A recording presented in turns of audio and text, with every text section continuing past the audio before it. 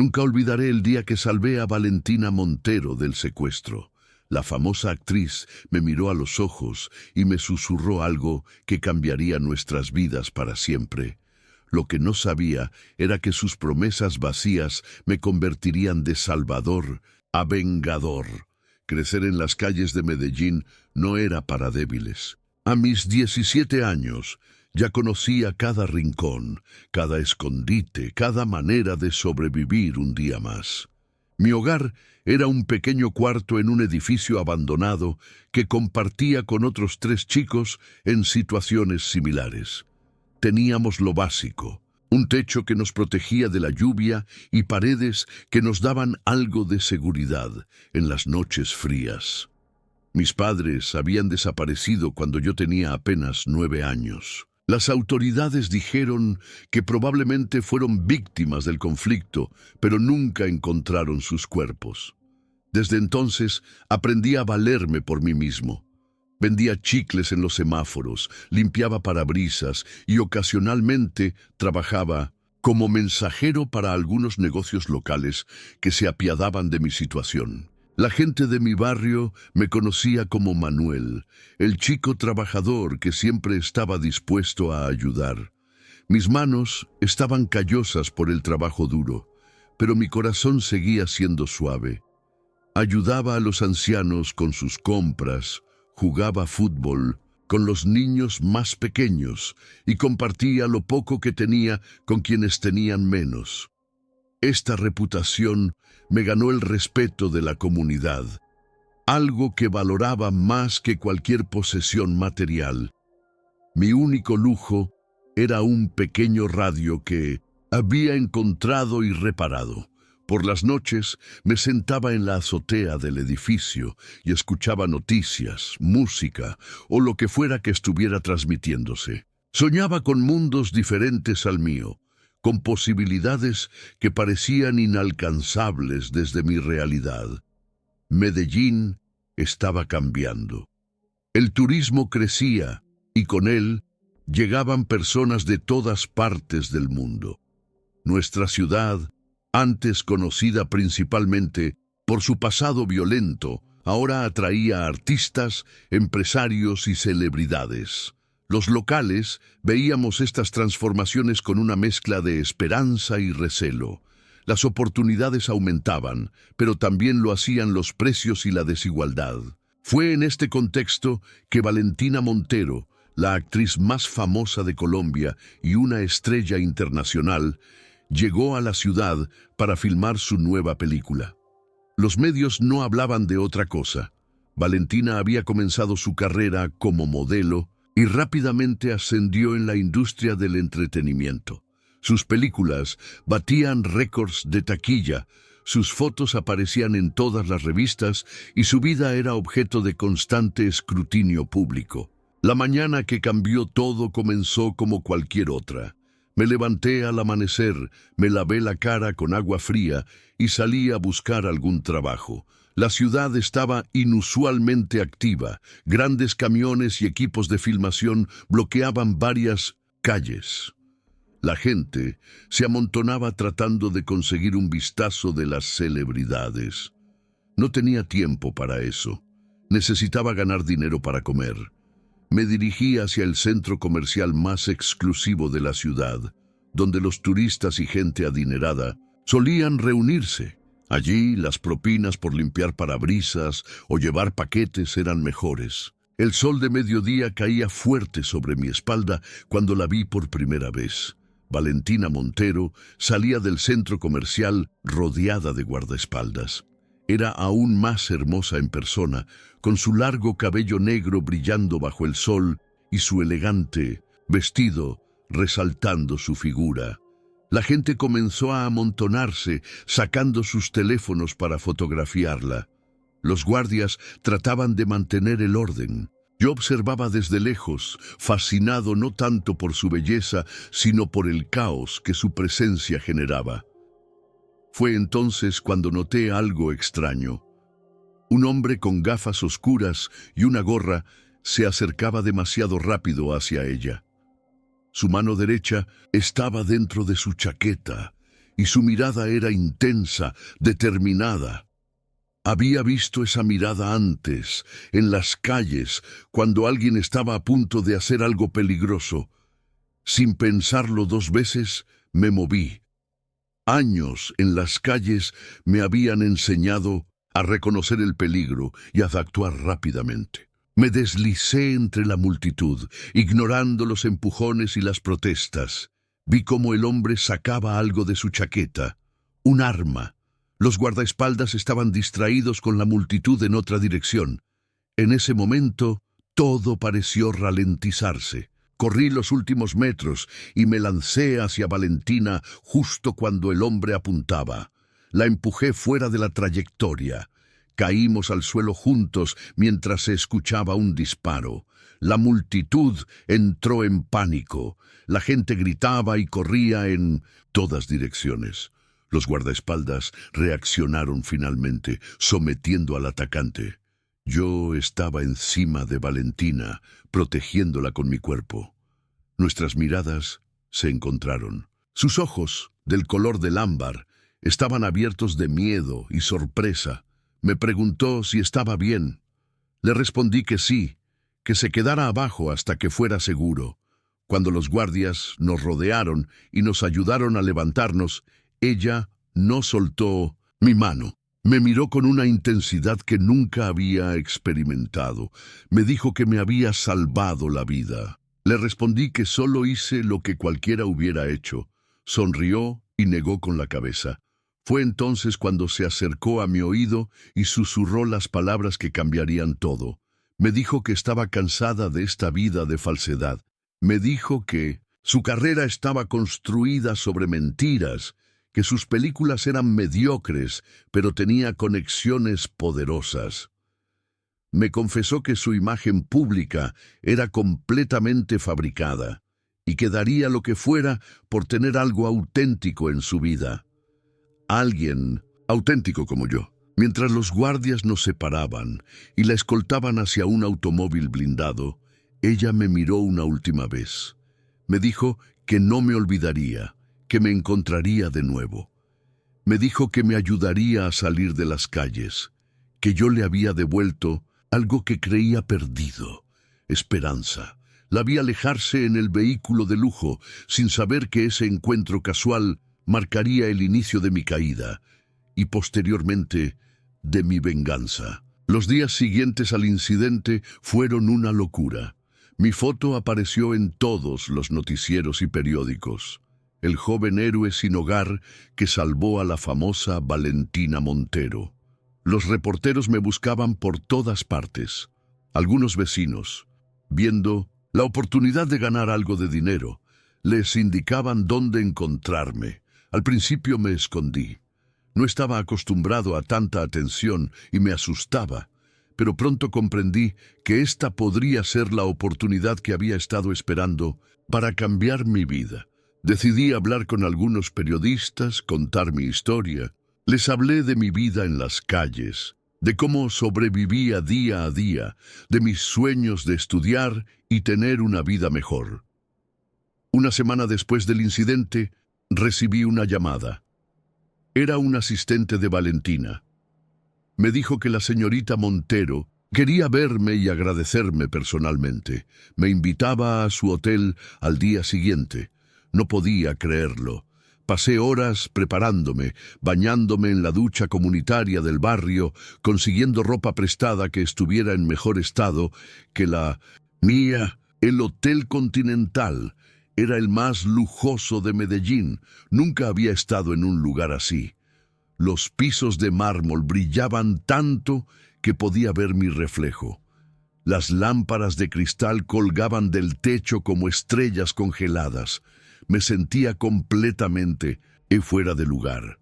El asistente me recibió en el lobby. Me dijo que la señorita Montero me esperaba en su suite. Mientras subíamos en el ascensor, mi corazón latía tan fuerte que pensé que se saldría de mi pecho. El asistente me miraba de arriba abajo, con una mezcla de curiosidad y desdén. La suite ocupaba todo el piso superior del hotel. Cuando entré, Valentina estaba de pie junto a la ventana mirando la ciudad. Se giró y me sonrió. Llevaba un vestido sencillo y su cabello estaba recogido en una coleta casual. Parecía más joven, más accesible. Me saludó calurosamente y me invitó a sentarme. Durante las siguientes 2 horas hablamos como viejos amigos. Me preguntó sobre mi vida, mis sueños, mis luchas. Le conté todo sin filtros. Había algo en ella que inspiraba confianza. Me escuchaba con genuino interés, algo a lo que no estaba acostumbrado. Al final de nuestra conversación me tomó de las manos. Me dijo que quería ayudarme. Me ofreció un trabajo en su equipo de producción como asistente personal durante su estancia en Medellín. Me dijo que era lo mínimo que podía hacer por el hombre que le había salvado la vida. Le pregunté si hablaba en serio. Me respondió que nunca había hablado más en serio. Acepté sin dudarlo. Esa misma tarde me trasladé a una pequeña habitación en el hotel destinada al personal. Me proporcionaron ropa nueva, 3 comidas al día y un salario que para mí era una fortuna. Mi trabajo consistía en estar disponible para cualquier cosa que Valentina necesitara, desde llevarle café hasta acompañarla a algunas locaciones de filmación. Durante las primeras semanas todo parecía un sueño. Valentina era amable y considerada. Me presentaba a personas importantes como el joven héroe que la había salvado. Me invitaba a cenas con el equipo de producción. Incluso me enseñaba cosas sobre la industria del cine, sobre cómo funcionaba todo tras bastidores. Fue durante una de esas cenas que conocí a Isabela, la representante de Valentina. Isabela era una mujer de negocios implacable. Desde el primer momento noté que me miraba con recelo. Le comentó a Valentina que no era buena idea tenerme tan cerca, que la prensa podría malinterpretar nuestra relación. Valentina le respondió que no le importaba lo que pensara la prensa. A medida que pasaba el tiempo, comencé a notar cambios en Valentina. A veces estaba distante, otras veces demasiado intensa. Una noche, después de una dura jornada de filmación, me llamó a su suite. La encontré llorando. Le pregunté qué le pasaba. Me contó que estaba bajo una enorme presión. Me dijo que su carrera dependía del éxito de esta película, que sus últimos proyectos no habían sido bien recibidos por la crítica. Esa noche me confesó más cosas. Me habló de las manipulaciones de Isabela, de cómo controlaba cada aspecto de su imagen pública. Me dijo que las palabras que me había susurrado el día del intento de secuestro eran ciertas. Estaba cansada de la falsedad, de pretender ser alguien que no era, de hacer películas en las que no creía solo porque eran comerciales. Le pregunté por qué no lo dejaba todo. Me miró como si fuera un niño ingenuo. Me explicó que estaba atrapada en contratos, obligaciones, deudas. Su vida no le pertenecía. Mientras hablaba se acercó a mí y me besó. Fue un beso desesperado, casi angustiado. Me aparté suavemente y le dije que estaba confundida. Me respondió que tal vez yo era el único que la veía realmente. A la mañana siguiente actuó como si nada hubiera pasado. Me pidió que olvidara lo de la noche anterior, que había sido un momento de debilidad. Asentí, pero algo había cambiado entre nosotros. Había visto una faceta de Valentina que pocos conocían. 2 días después, Isabela me citó en su oficina. Me dijo que estaba preocupada por mi influencia sobre Valentina. Me advirtió que no me hiciera ilusiones, que para Valentina yo solo era una historia interesante que contar en entrevistas, una forma de mejorar su imagen pública. Le respondí que Valentina no era así. Isabela se rió en mi cara. Isabela me mostró entonces un contrato. Me explicó que Valentina había vendido los derechos de mi historia a un estudio para hacer una película. Mi nombre no aparecía en ninguna parte del documento. El protagonista sería un joven educado de clase media, no un chico de la calle. La historia se centraba en cómo Valentina había transformado la vida de este joven, no al revés. No podía creerlo. Me negué a aceptar lo que Isabela me decía. Tenía que ser una mentira, una manipulación para alejarme de Valentina. Isabela me dio una tarjeta con su número. Me dijo que cuando estuviera listo para aceptar la verdad, la llamara. Esa misma noche confronté a Valentina. Le mostré la tarjeta de Isabela y le pregunté por el contrato. Su reacción me lo dijo todo. Primero negó saber nada. Luego, al ver que yo no le creía, cambió su estrategia. Me dijo que era una oportunidad para ambos, que la película nos beneficiaría. Le pregunté por qué mi nombre no aparecía en el contrato. Me respondió que eran tecnicismos legales, que no debía preocuparme por eso. Le recordé lo que me había dicho cuando nos conocimos, sus palabras sobre la falsedad de su vida. Me miró con una expresión que nunca olvidaré, una mezcla de desdén y lástima. Me dijo que eso había sido una estrategia para crear una conexión emocional conmigo, que necesitaba que yo confiara en ella por si el atacante tenía cómplices. Me dijo que debería estar agradecido por todo lo que ella había hecho por mí. Sentí como algo se rompía dentro de mí. Le pregunté si todo había sido mentira, nuestra amistad, sus confidencias, todo. Su respuesta fue fría. Me dijo que en su mundo todo era parte de una narrativa, que yo era una buena historia que contar, nada más. Me dijo que debería aceptar la oferta de Isabela y seguir adelante. Al día siguiente encontré mis cosas empacadas fuera de mi habitación en el hotel. El jefe de seguridad me informó que mis servicios ya no eran necesarios. Me entregó un sobre con dinero, mi pago final. Me dijo que Valentina me deseaba lo mejor en mi futuro. No me dejaron despedirme. No me dejaron verla una última vez. Mientras salía del hotel, con mis pocas pertenencias en una bolsa, vi un titular en un periódico local.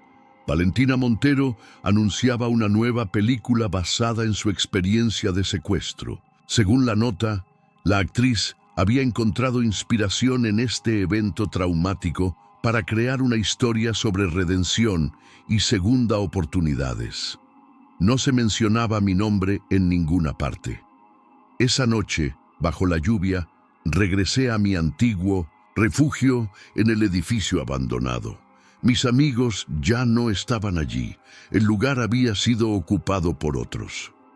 Me senté en la escalera, empapado y derrotado. En ese momento, saqué la tarjeta de Isabela. La miré por largo tiempo antes de tomar una decisión que cambiaría todo. La llamé. Isabela respondió al primer tono, como si hubiera estado esperando mi llamada. Me dijo que me vería en 1 hora en el café del Parque Central. Llegué antes que ella. Me senté en una mesa al fondo observando a la gente pasar. Isabela apareció exactamente a la hora acordada. Se sentó frente a mí y pidió 2 cafés. Me preguntó si estaba listo para escuchar la verdad completa sobre Valentina Montero. Le respondí que sí. Lo que me contó en las siguientes 2 horas destruyó cualquier ilusión que pudiera quedarme. Me mostró documentos, correos electrónicos, contratos. Todo el plan había estado orquestado desde el principio. El intento de secuestro había sido real, eso no lo habían planeado. Pero todo lo que vino después, sí. Isabela me explicó que Valentina necesitaba urgentemente reposicionar su imagen. Sus últimas 2 películas habían sido fracasos comerciales. Los críticos la acusaban de ser superficial, de no tener profundidad como actriz. Necesitaban una historia que mostrara su lado humano, vulnerable. Mi aparición había sido un regalo del cielo para ellos. El joven héroe de las calles que salva a la estrella de cine. Era perfecto. Isabela había visto el potencial inmediatamente. Había convencido a Valentina de que me mantuviera cerca por un tiempo, que construyera una narrativa mediática alrededor de nuestra supuesta amistad. Isabela me mostró las entrevistas que Valentina había dado. En todas ellas hablaba de mí, de cómo le había salvado la vida, de cómo se había comprometido a ayudarme. Su popularidad había aumentado enormemente. La gente admiraba su generosidad, su compromiso con causas sociales. Todo era una farsa. Le pregunté a Isabela por qué me contaba todo esto. Me respondió que porque Valentina había ido demasiado lejos. Había vendido los derechos de la historia sin consultarle, cortándola de la negociación. Me dijo que ambos habíamos sido utilizados y desechados. Antes de irse, Isabela me entregó una memoria USB. Me dijo que contenía información que podría interesarme. Grabaciones de Valentina hablando sobre mí con sus amigos, riéndose de mi ingenuidad.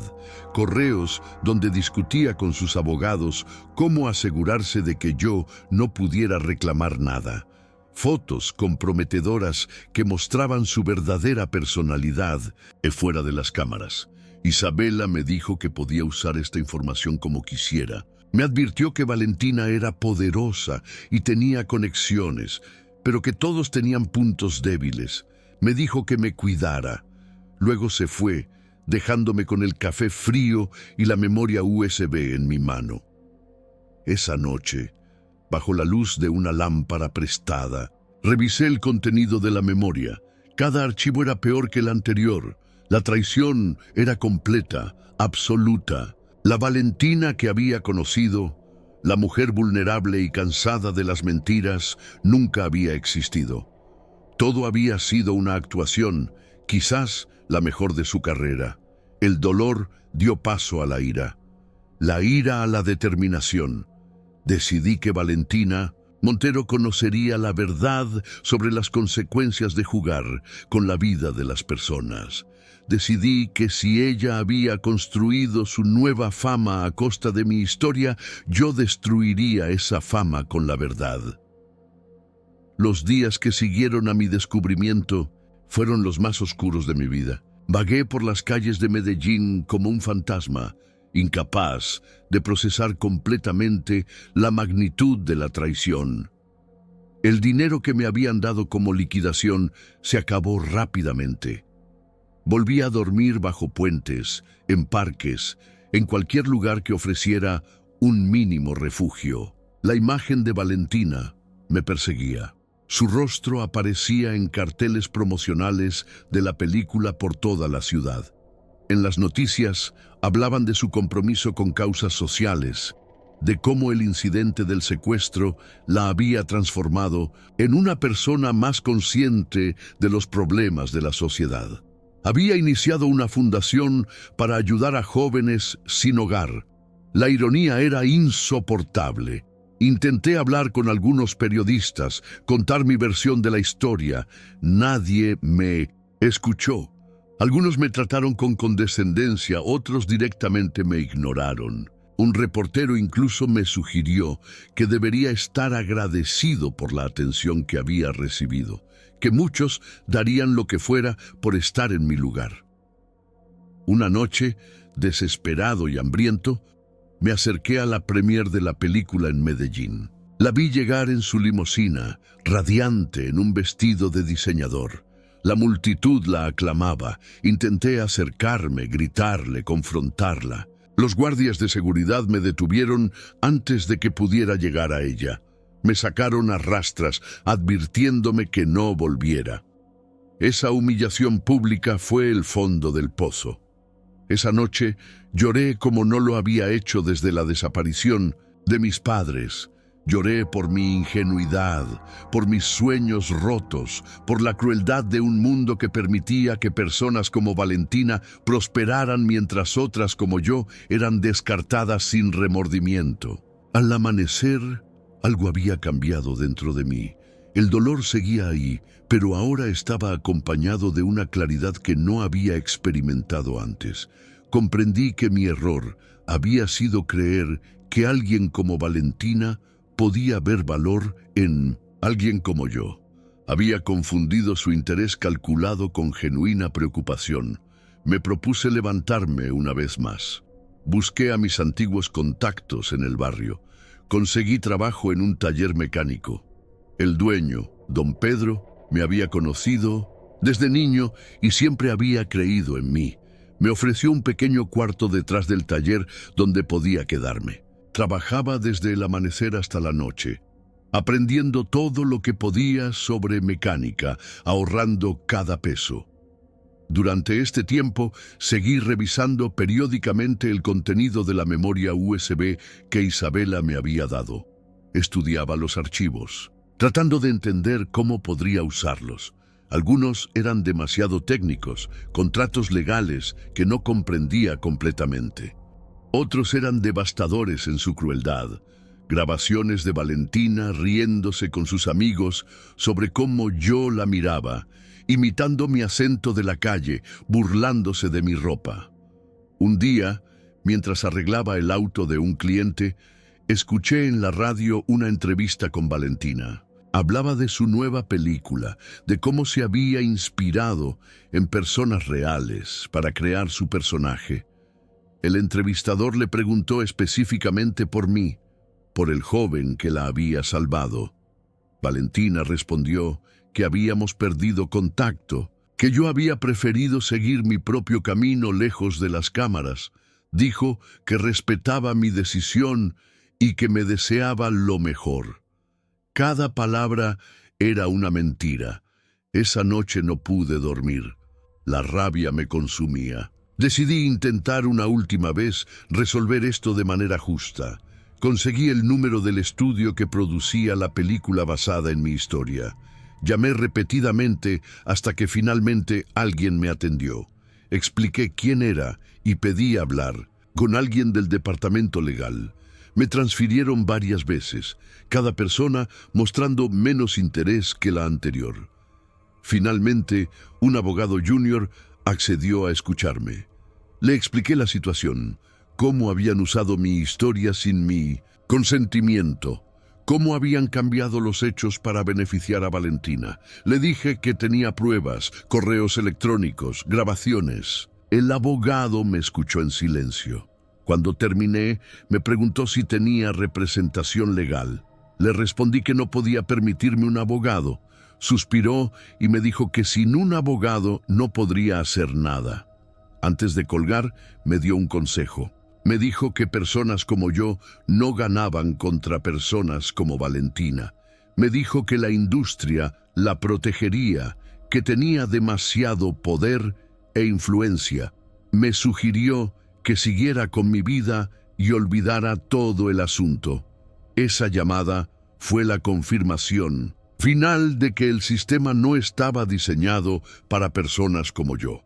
La justicia, tal como la conocía, no existía para quienes no tenían poder o dinero. Fue en ese momento cuando decidí que si no podía obtener justicia dentro del sistema, la buscaría por mis propios medios. La memoria USB que Isabela me había dado contenía más que solo evidencia de la traición de Valentina. También contenía información sobre sus movimientos, sus hábitos, sus puntos débiles. Isabela había sido increíblemente minuciosa en su documentación. Tenía detalles sobre las personas cercanas a Valentina, sobre sus relaciones, sobre los secretos que tanto se esforzaba por ocultar del público. Decidí que usaría esta información para orquestar mi venganza. No sería una venganza física, nunca había sido una persona violenta y no comenzaría ahora. Sería una venganza que atacaría lo que Valentina más valoraba: su imagen pública, su carrera, su reputación cuidadosamente construida. Una tarde, mientras limpiaba el taller, don Pedro me preguntó qué me preocupaba. Le había notado distante, ensimismado. Dudé en contarle, pero finalmente lo hice. Le hablé de Valentina, de su traición, de mi deseo de venganza. Esperaba que me juzgara, que me dijera que lo olvidara, que siguiera adelante. En lugar de eso, me escuchó atentamente. Cuando terminé, don Pedro me contó una historia de su propia vida. Me habló de cómo, años atrás, había sido estafado por un socio. Había perdido casi todo. Me dijo que entendía el deseo de venganza, que era natural, humano, pero me advirtió sobre los peligros de dejar que ese deseo consumiera mi vida. Me dijo que la verdadera pregunta que debía hacerme no era cómo dañar a Valentina, sino qué quería para mí mismo después de que todo terminara. Sus palabras me hicieron reflexionar. Me di cuenta de que mi deseo de venganza estaba envenenando mi presente, impidiéndome avanzar. Pero también comprendí que no podría avanzar realmente hasta cerrar este capítulo.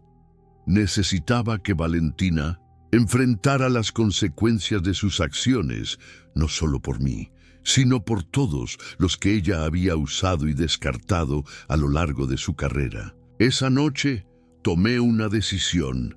Ejecutaría mi plan de venganza, pero lo haría de manera que también me permitiera reconstruir mi propia vida. No sería un acto de destrucción ciega, sino un acto de justicia y redención personal. A la mañana siguiente, comencé a planificar meticulosamente cada paso. La premier mundial de la película inspirada en mi historia se realizaría en Los Ángeles en 2 meses.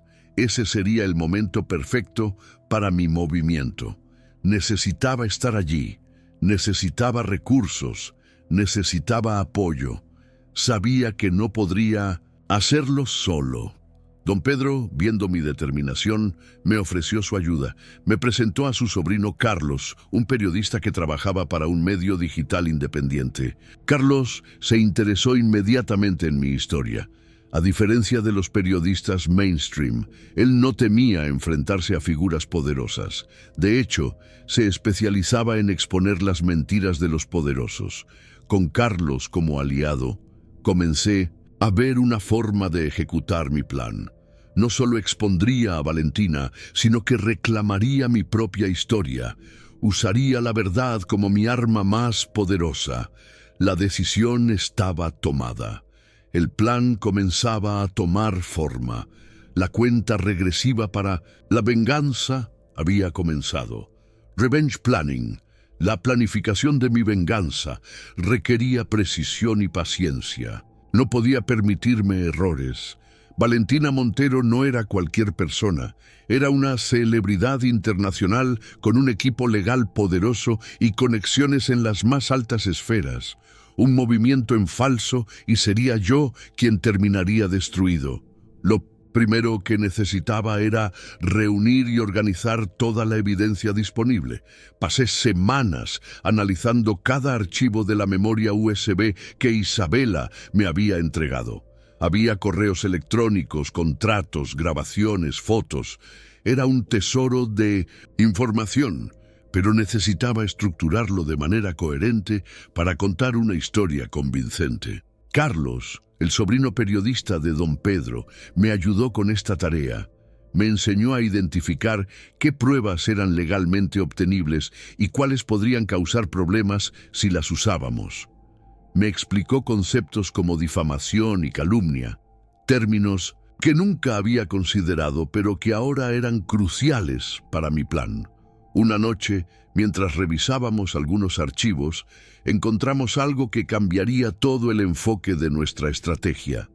Entre los documentos había un contrato entre Valentina y una productora. El contrato especificaba claramente que la película se basaba en eventos reales que involucraban a un joven llamado Manuel Restrepo, mi nombre completo.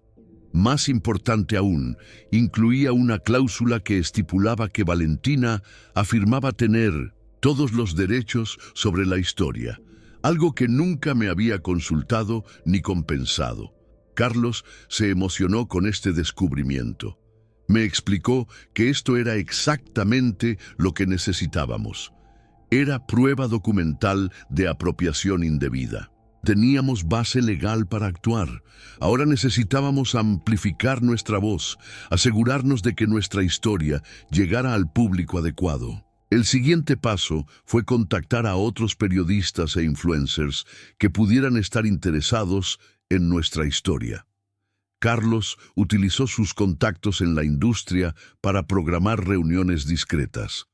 Nos reunimos con blogueros de entretenimiento, reporteros de investigación, incluso con un ex empleado de la productora de Valentina que había sido despedido injustamente. Uno por uno, les presentamos nuestra evidencia, les contamos nuestra historia.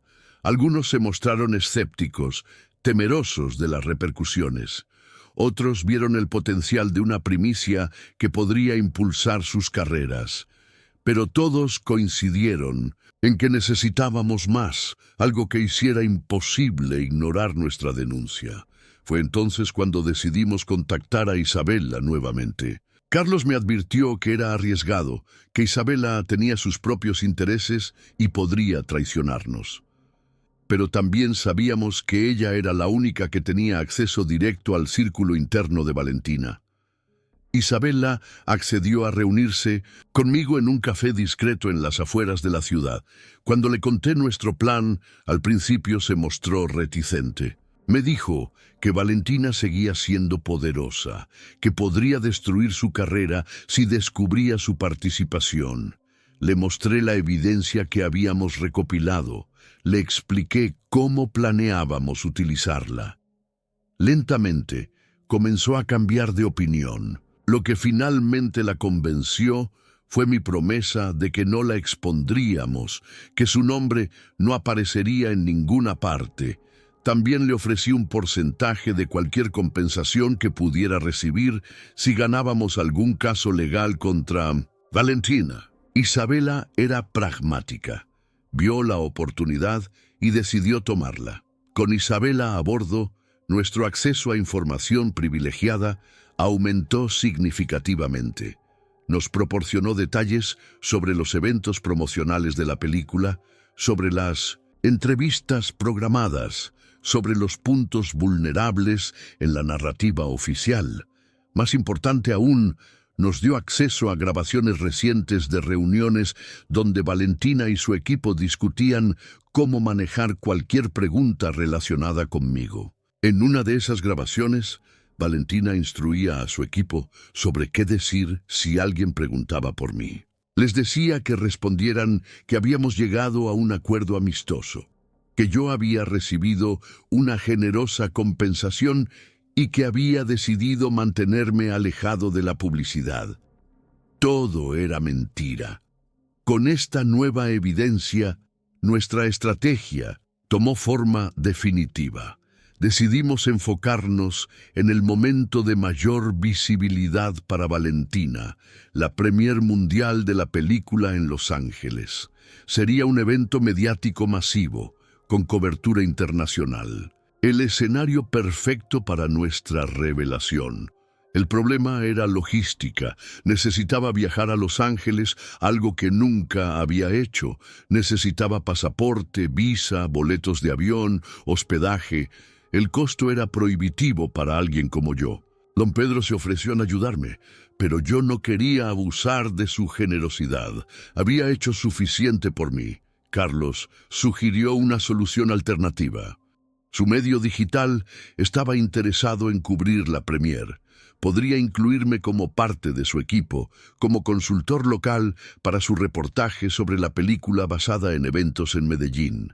La revista cubriría los gastos de viaje y estancia. A cambio, yo les daría acceso exclusivo a mi historia una vez que todo se revelara. Mientras arreglábamos los detalles del viaje, continué trabajando en el taller, ahorrando cada peso que podía. Don Pedro me enseñó más sobre mecánica, permitiéndome hacerme cargo de reparaciones más complejas y mejor pagadas. Me dijo que estaba construyendo un futuro para cuando todo esto terminara, un recordatorio de que la venganza no podía ser mi único objetivo. Una semana antes del viaje, recibí una llamada inesperada. Era un abogado de Los Ángeles, especializado en derechos de propiedad intelectual. Carlos lo había contactado y le había contado mi caso. El abogado estaba interesado en representarme pro bono, viendo el potencial mediático y la clara injusticia de mi situación. Me explicó que podríamos presentar una demanda por apropiación indebida de mi historia y por daños a mi reputación. Con asesoría legal apropiada, Nuestro plan ganó otro nivel de legitimidad. Ya no sería solo una denuncia mediática, sino un caso legal real. Esto nos daba más credibilidad y protección. El abogado me advirtió que sería un proceso largo y difícil, que Valentina y su equipo lucharían con todos sus recursos. Pero también me aseguró que teníamos un caso sólido. Isabella nos proporcionó un último regalo antes de mi viaje, una invitación a la fiesta posterior a la premier. Era para un periodista de una revista de entretenimiento que ella conocía, pero que no podría asistir. Me dijo que podría usar esa invitación para entrar. Sería mi oportunidad de confrontar a Valentina cara a cara en su momento de mayor triunfo. Los días previos al viaje fueron intensos. Finalizamos cada detalle del plan. Carlos preparó un reportaje extenso detallando toda mi historia, con la evidencia cuidadosamente presentada. El abogado preparó los documentos para la demanda. Isabella nos dio los últimos detalles sobre la seguridad del evento, las rutas de entrada y salida, la disposición de las mesas en la fiesta. Don Pedro me ayudó a prepararme mentalmente. Me recordó que el objetivo no era destruir a Valentina por venganza personal, sino exponer la verdad y reclamar mi propia historia.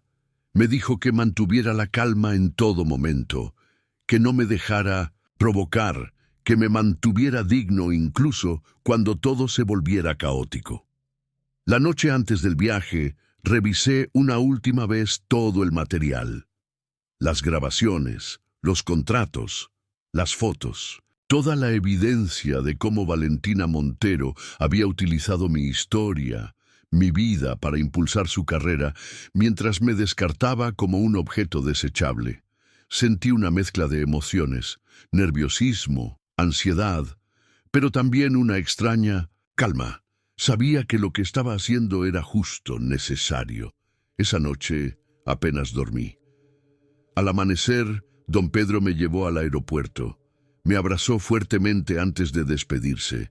Me dijo que estaba orgulloso de mí, no por mi venganza, sino por mi determinación de luchar por lo que era justo. Me dijo que cuando todo terminara, mi trabajo en el taller seguiría esperándome. Esas palabras significaron más para mí que cualquier plan de venganza. Mientras abordaba el avión rumbo a Los Ángeles, sabía que mi vida cambiaría para siempre en los próximos días. La cuenta regresiva había terminado. Era hora de que Valentina Montero enfrentara la verdad. De revanché el vuelo a Los Ángeles fue mi primera experiencia en un avión. Bajo otras circunstancias, habría estado fascinado por cada detalle. El despegue, las nubes vistas desde arriba, la sensación de estar suspendido entre el cielo y la tierra. Pero mi mente estaba enfocada en lo que me esperaba. Repasaba mentalmente cada paso del plan, imaginaba cada escenario posible. Carlos viajaba conmigo. Durante el vuelo, pulimos los últimos detalles. Me preparó para las posibles preguntas de otros periodistas, para las reacciones del equipo de Valentina, para cualquier intento de desacreditarme. Me recordó que mantuviera la calma en todo momento, que la dignidad sería mi mejor arma. Aterrizamos en Los Ángeles al atardecer. La ciudad era abrumadora, tan diferente a Medellín. Enormes carteles promocionando la película de Valentina dominaban el paisaje urbano. Su rostro nos seguía mientras nos dirigíamos al pequeño hotel donde nos hospedaríamos. Era como si la ciudad entera celebrara la mentira que había arruinado mi vida. En el hotel nos esperaba el abogado, Richard Thompson. Era un hombre de mediana edad con una energía intensa y focalizada. Revisamos nuevamente toda la evidencia, los documentos legales, la estrategia mediática. Richard me explicó que había programado una conferencia de prensa para el día siguiente, inmediatamente después de la premier. Medios independientes y algunos medios tradicionales habían confirmado su asistencia. Esa noche Mientras Carlos y Richard discutían detalles técnicos, salí a caminar solo por los alrededores del hotel. Necesitaba aclarar mis pensamientos, calmar mis nervios. La magnitud de lo que estaba a punto de hacer me golpeó con toda su fuerza. Estaba a punto de desafiar públicamente a una de las actrices más famosas del mundo, en el corazón de Hollywood, durante el evento más importante de su carrera. Por un momento, dudé. Me pregunté si valía la pena, si no sería mejor dejar todo atrás y seguir con mi vida. Recordé las palabras de don Pedro sobre no dejar que la venganza consumiera mi futuro. Pero también recordé su apoyo, su comprensión de que esta no era solo venganza, sino justicia. Recordé cada humillación, cada mentira, cada puerta cerrada. Mi determinación se renovó. El día de la premier amaneció con una energía eléctrica en el aire. Los preparativos comenzaron temprano. Me vestí con un traje que Carlos había insistido en comprarme. Era el primer traje de mi vida y me sentía extraño, como si estuviera interpretando un papel. En cierto modo, lo estaba. El papel del hombre que finalmente reclamaría su historia. Isabela nos confirmó por mensaje que todo seguía según lo planeado. La invitación para la fiesta posterior estaría esperándonos en la entrada lateral del teatro donde se realizaría la premier. Nos dio los últimos detalles sobre la distribución de los asientos, sobre dónde estaría Valentina, sobre las medidas de seguridad. 3 horas antes del evento, nos reunimos con algunos de los periodistas e influencers que habían acordado ayudarnos. Les proporcionamos copias de la evidencia más relevante. Les explicamos la cronología de los eventos. Les mostramos las contradicciones entre las declaraciones públicas de Valentina y la realidad documentada. Su interés era palpable. Sabían que estaban ante una historia explosiva. A medida que se acercaba la hora, mi nerviosismo aumentaba. Richard me recordó que respirara profundamente, que me mantuviera enfocado. Me dijo que en situaciones de alta presión, la claridad mental era mi mejor aliada. Carlos revisó mi micrófono oculto, asegurándose de que todo funcionara correctamente. Queríamos documentar cada segundo de lo que estaba por venir. Llegamos al teatro cuando el sol comenzaba a ponerse. La alfombra roja estaba desplegada, las cámaras preparadas, los fans esperando tras las vallas. Era un espectáculo impresionante. Nos dirigimos a la entrada lateral, donde un contacto de Isabela nos entregó discretamente la invitación para la fiesta posterior. Hasta ahora, todo iba según lo planeado. No entramos al teatro para la proyección de la película. En su lugar, nos dirigimos a un café cercano donde esperaríamos a que terminara. Richard recibió una llamada de sus contactos dentro del evento. Le informaron que la película había sido recibida con una ovación de pie.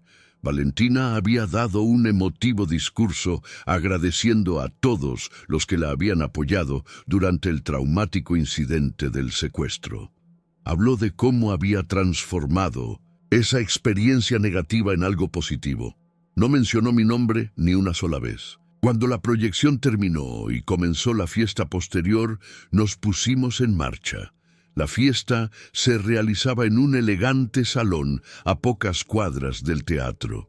Usamos la invitación para entrar sin problemas. El ambiente era de celebración absoluta. Ejecutivos de estudio, actores, críticos, todos brindando por el éxito de la película. Valentina era el centro de atención, radiante en un vestido dorado, recibiendo felicitaciones de todos los presentes. Nos mantuvimos discretamente en un rincón, observando. Carlos activó el video en vivo para su medio digital. Algunos de los periodistas e influencers con los que habíamos hablado comenzaron a posicionarse estratégicamente alrededor del salón. La trampa estaba lista. El momento llegó cuando Valentina subió a un pequeño escenario para dar un discurso de agradecimiento. Habló de la inspiración detrás de la película, de su compromiso con las causas sociales, de cómo esta experiencia la había cambiado profundamente. Fue entonces cuando me moví. Caminé directamente hacia el frente del escenario. Nuestras miradas se encontraron. Vi el momento exacto en que me reconoció, el destello de pánico en sus ojos. Tomé el micrófono que me ofrecía uno de los periodistas cómplices. Mi voz resonó en todo el salón cuando me presenté. Dije mi nombre completo. Dije que era la persona que realmente había salvado a Valentina Montero. Dije que había venido a contar la verdad que ella había ocultado tan cuidadosamente. El silencio que siguió fue absoluto. Todas las conversaciones cesaron, todas las miradas se dirigieron hacia nosotros. Valentina intentó mantener la compostura, pero pude ver cómo palidecía. Trató de quitarme importancia con una sonrisa intensa. Dijo a los presentes que yo era un oportunista, alguien que buscaba notoriedad a costa de su éxito. Fue en ese momento cuando Richard hizo su entrada. Se presentó como mi abogado. Anunció formalmente que estábamos presentando una demanda contra Valentina Montero y su productora por apropiación indebida de mi historia, por difamación, por incumplimiento de promesas verbales y escritas. Los flashes de las cámaras comenzaron a dispararse sin parar. Los periodistas e influencers que habíamos contactado previamente comenzaron a hacer preguntas directas, específicas, preguntas para las que sabíamos que Valentina no tenía respuestas preparadas. Le preguntaron por el contrato donde afirmaba tener derechos sobre mi historia. Le preguntaron por las grabaciones donde instruía a su equipo para mentir sobre nuestra relación. Le preguntaron por los correos electrónicos donde discutía cómo modificar mi historia para hacerla más comercial. Valentina intentó defenderse. Negó todo. Dijo que éramos unos mentirosos, que teníamos una venganza personal contra ella. Fue entonces cuando Carlos activó las grabaciones. La voz de Valentina resonó en todo el salón, su propia voz discutiendo cómo me había utilizado, cómo había manipulado los hechos, cómo había construido toda una narrativa falsa para beneficio propio. El efecto fue devastador. Vi cómo la máscara de Valentina se desmoronaba ante mis ojos. Su rostro pasó del pánico a la furia, de la furia a la desesperación. Intentó abandonar el escenario, pero los periodistas la rodeaban. Las preguntas no cesaban, las cámaras no dejaban de grabar. En medio del caos, tomé nuevamente el micrófono, hablé directamente a las cámaras, conté mi historia, la verdadera historia. Cómo había salvado a Valentina del secuestro, cómo ella me había manipulado con falsas promesas, cómo me había descartado cuando ya no le era útil. Mi voz era firme, mis palabras claras. No era el discurso de alguien buscando venganza, sino el testimonio de alguien reclamando su verdad. Isabella, cumpliendo su parte del plan, se acercó a los periodistas. Confirmó mi versión de los hechos. Como ex representante de Valentina, su testimonio tenía un peso especial. Dijo que había renunciado porque no podía seguir siendo parte de una mentira tan elaborada. Mostró documentos adicionales que respaldaban nuestras acusaciones. El equipo de seguridad finalmente intervino. Nos pidieron que abandonáramos el lugar, pero el daño ya estaba hecho. La historia estaba en vivo, transmitiéndose a millones de espectadores en todo el mundo. Los periodistas nos seguían mientras salíamos, ávidos de más detalles, de más evidencia. Richard les informó sobre la conferencia de prensa programada para la mañana siguiente, donde presentaríamos toda la documentación de manera formal. Esa noche, de regreso en el hotel, vi cómo la historia explotaba en redes sociales, en noticieros, en portales de entretenimiento. Videos de la confrontación se compartían millones de veces. Las grabaciones de Valentina se analizaban minuciosamente. Mi nombre, que ella había intentado borrar de la historia, ahora estaba en todas partes. A la mañana siguiente, la conferencia de prensa fue un éxito rotundo.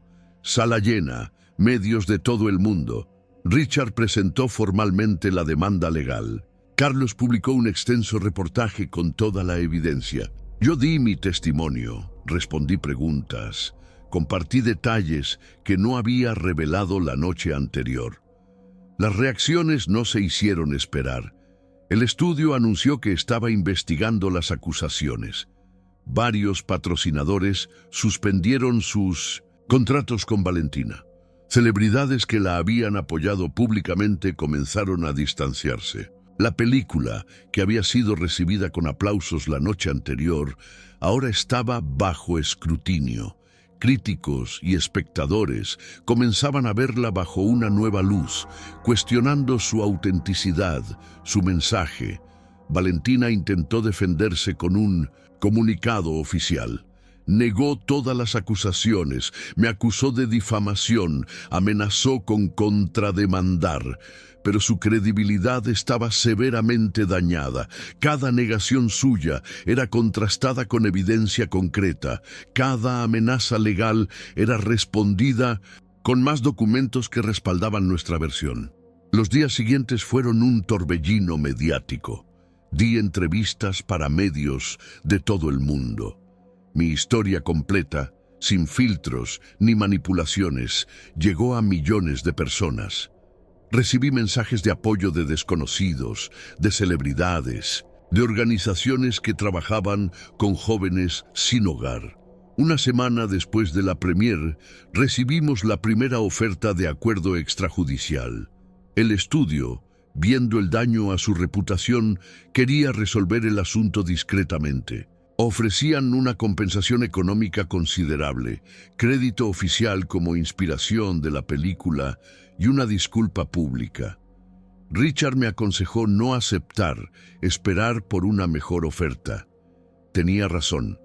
3 días después, la oferta se duplicó. Pero no era solo dinero lo que yo buscaba. Insistí en que cualquier acuerdo incluyera una disculpa personal de Valentina, un reconocimiento explícito de cómo había manipulado mi historia. También exigí que parte de las ganancias de la película se destinaran a organizaciones que trabajaban con jóvenes sin hogar en Medellín. Richard negoció hábilmente, utilizando la presión mediática a nuestro favor. Finalmente, 2 semanas después de la confrontación, llegamos a un acuerdo. El estudio aceptó todas nuestras condiciones. Valentina, contra todo pronóstico, acordó ofrecer una disculpa pública y personal. Sospecho que no tenía otra opción si quería salvar lo que quedaba de su carrera. El día de la disculpa pública fue surrealista. Nos reunimos en un hotel de Los Ángeles, ante una selección limitada de medios. Valentina entró en la sala, visiblemente afectada por los eventos de las últimas semanas. Se veía diferente, sin el brillo y la confianza que siempre la caracterizaban. Leyó una declaración cuidadosamente redactada. Reconoció que había utilizado mi historia sin mi consentimiento adecuado. Admitió que había manipulado los hechos para beneficio de su imagen. Se disculpó por el daño causado. Sus palabras sonaban ensayadas, pero el hecho mismo de que estuviera allí, disculpándose públicamente, era una victoria que nunca había imaginado posible. Cuando terminó su declaración, nuestras miradas se encontraron nuevamente. Por un instante, vi algo en sus ojos que no esperaba. No era solo derrota o resentimiento. Vi algo más. Quizás un reconocimiento tardío de la humanidad que había ignorado en mí. Quizás en ese momento vio realmente al joven que le había salvado la vida, no como un instrumento para su fama, sino como una persona con dignidad y valor propio. El acuerdo se firmó ese mismo día. Mi nombre sería añadido oficialmente a los créditos de la película. Recibiría una compensación económica significativa. Un porcentaje de las ganancias futuras se destinaría a organizaciones benéficas en Medellín. La historia real, mi historia, sería reconocida públicamente. Mientras salía de esa sala, sentí un peso levantarse de mis hombros. La venganza que había planeado tan meticulosamente no se había convertido en un acto de destrucción, sino en un acto de justicia y reivindicación. No había destruido a Valentina, como en algún momento oscuro había deseado. Había obligado al mundo a ver la verdad, a reconocer mi existencia, mi valor como ser humano. 2 años han pasado desde aquellos intensos días en Los Ángeles. Mi vida ha cambiado de maneras que nunca hubiera imaginado, pero no he olvidado de dónde vengo ni lo que me trajo hasta aquí. Regresé a Medellín una semana después de firmar el acuerdo. Don Pedro me recibió con un abrazo fuerte, orgulloso, pero no sorprendido por el resultado. Me dijo que siempre supo que encontraría mi camino. Volví a trabajar en su taller no porque necesitara el dinero, sino porque quería mantener los pies en la tierra, recordar quién era realmente. Con parte de la compensación económica compré una pequeña casa en el barrio donde crecí. Nada lujoso, pero cómodo y seguro. También invertí en mis estudios. Siempre había soñado con ser ingeniero mecánico y ahora tenía los recursos para hacerlo realidad. Me inscribí en la universidad local y comencé a estudiar con dedicación. El resto del dinero lo destiné a crear una fundación. La llamé Nueva Oportunidad. Su objetivo era proporcionar educación, formación profesional y apoyo a jóvenes sin hogar. Quería crear algo que realmente marcara la diferencia, no una iniciativa mediática para mejorar la imagen de alguien, sino un proyecto genuino nacido de la experiencia vivida. Carlos continuó su carrera periodística con renovado impulso. El reportaje sobre mi caso le valió varios premios y reconocimientos. Seguimos siendo amigos cercanos, apoyándonos mutuamente en nuestros proyectos. A veces bromea diciendo que soy su mejor fuente, pero ambos sabemos que nuestra relación va mucho más allá del ámbito profesional. Richard también se convirtió en un amigo y mentor. Desde Los Ángeles me asesora en aspectos legales de la fundación y ocasionalmente me invita a dar charlas en universidades sobre mi experiencia. Me dice que mi historia inspira a sus estudiantes. Les muestra que la justicia es posible, incluso cuando parece inalcanzable. Isabella, sorprendentemente, encontró un nuevo camino profesional después de todo lo sucedido. Dejó la representación de celebridades y comenzó a trabajar con organizaciones no gubernamentales, utilizando sus habilidades de comunicación y relaciones públicas para causas sociales. Ocasionalmente colabora con nuestra fundación, aportando contactos y estrategias. En cuanto a Valentina Montero, su carrera sufrió un duro golpe después del escándalo. Perdió varios contratos importantes y su reputación quedó seriamente dañada. Sin embargo, no fue el fin total que algunos esperaban. Tras un periodo de retiro, comenzó un lento proceso de reconstrucción profesional. La película que había generado toda la controversia fue reeditada para incluir la historia verdadera. Mi nombre aparece ahora en los créditos como la inspiración real detrás de la historia. Irónicamente, este giro añadió un nivel de autenticidad que resonó con el público. La película, ahora vista bajo una nueva luz, generó debates importantes sobre la representación, la apropiación de historias y la responsabilidad de los medios. Un año después del acuerdo, recibí una carta inesperada. Era de Valentina. Me pedía reunirnos en privado, sin abogados ni representantes, solo nosotros dos. Dudé durante días. Finalmente accedí, más por curiosidad que por otra cosa. Nos encontramos en un pequeño café en Medellín, lejos de las cámaras y la atención mediática. La Valentina que encontré ese día era diferente a la estrella que había conocido años atrás. Hablaba con una humildad que antes no poseía. Me dijo que el escándalo había sido doloroso, humillante, pero también revelador. Me confesó que durante años había vivido en una burbuja de privilegio y adulación que le había hecho perder contacto con la realidad, con la humanidad de las personas que la rodeaban. Me pidió perdón, no como parte de una estrategia de relaciones públicas, sino como un ser humano reconociendo el daño causado a otro. Le dije que la perdonaba, no por ella, sino por mí, porque cargar con el resentimiento solo me impediría avanzar en mi propio camino. Antes de despedirnos, me preguntó si creía que las personas podían cambiar realmente, redimirse después de cometer errores graves. Le respondí que yo mismo era prueba de ello, no porque hubiera cometido errores similares a los suyos, sino porque había logrado transformar mi deseo de venganza en algo constructivo, algo que ayudaba a otros en lugar de destruir. Esa fue la última vez que vi a Valentina en persona.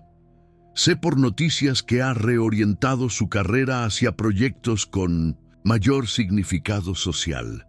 No puedo decir si su transformación es genuina o no, pero quiero creer que la experiencia le enseñó algo valioso, como me enseñó a mí. Hoy, mientras escribo estas líneas en mi pequeño estudio, rodeado de libros de ingeniería y planos para la expansión de la fundación, reflexiono sobre el largo camino recorrido. A veces, en noches tranquilas, subo a la azotea como solía hacer años atrás. Miro las luces de Medellín, extendiéndose en la distancia, y pienso en aquel día fatídico, en el intento de secuestro, en las palabras susurradas, en todo lo que vino después. Me pregunto si actuaría igual si pudiera regresar en el tiempo, si volvería a salvar a Valentina sabiendo lo que me esperaba.